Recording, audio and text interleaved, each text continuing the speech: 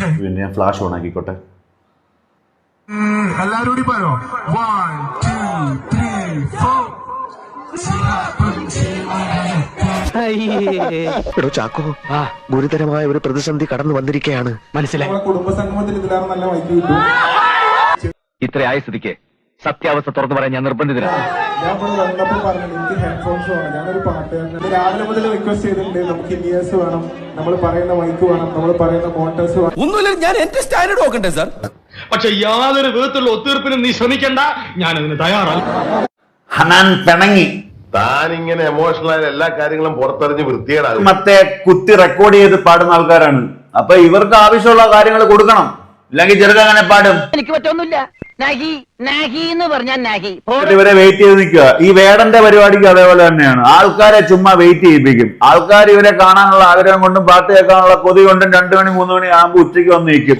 ഇതാര് പറഞ്ഞു? നാട്ടിലൊക്കെ പാട്ടാ, ആളുകളൊക്കെ പറഞ്ഞു ചിരിക്കും. ചമ്മാതടാ ചമ്മാതെ. ഞാനല്പം ചായ എടുക്കാം, ചമ്മൽ മാറ്റാൻ നല്ല. ലാസ്റ്റ് രാത്രി 12 മണിക്ക് മുമ്പായിട്ട് ഒരു 30 മിനിറ്റ് ആയിരിക്കും ഇവര് പെർഫോമൻസ് ചെയ്യുന്നത്.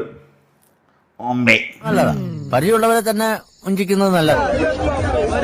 ഹനാൻ ഷാ നാട്ടുകാരെ വലിപ്പിച്ചു നമുക്ക് പറയാൻ പറ്റത്തില്ല. ഈ പറഞ്ഞ സാധനങ്ങളൊക്കെ വേണം പുറത്ത് പെർഫോമൻസ് ചെയ്യണമെന്നുണ്ടെങ്കിൽ പോലും. പിന്നെ ഇവൻ എന്തിനാ അവിടെ വന്നേ? ഇവനെ കാണാൻ വിളിപ്പിച്ച.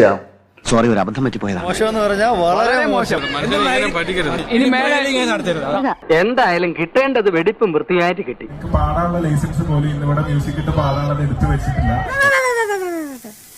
താൻ കൂടുതലൊന്നും പറയണ്ട. ഇവിടെ ചെന്ന് കയറുമ്പോ ഞാനും ഈച്ചു ആക്ച്വലി നിങ്ങൾക്ക് വേണ്ടി പാടാനുള്ള 10-15 പാട്ടുകൾ കമ്പ്യൂട്ടറിൽ ലോഡ് ചെയ്തിട്ടാണ് കൊണ്ടുവന്നിട്ടുള്ളത്.